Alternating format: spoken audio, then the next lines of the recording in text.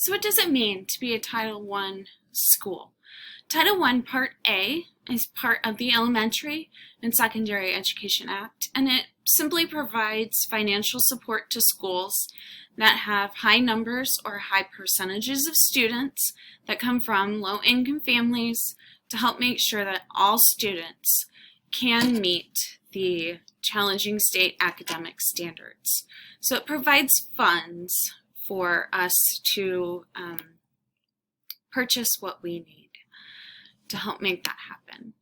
Burris is a targeted assisted school. It is not a school-wide program. It is targeted assisted, which means that the funds that we receive from the government may only be used for students who are in the Title I program.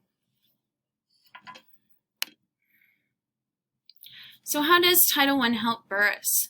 It allows us to pay for teachers and interventionists to help small groups of students in reading and math who may need support. It helps us purchase curriculum. It helps us purchase technology and all the materials that we need to be successful with our Title I students.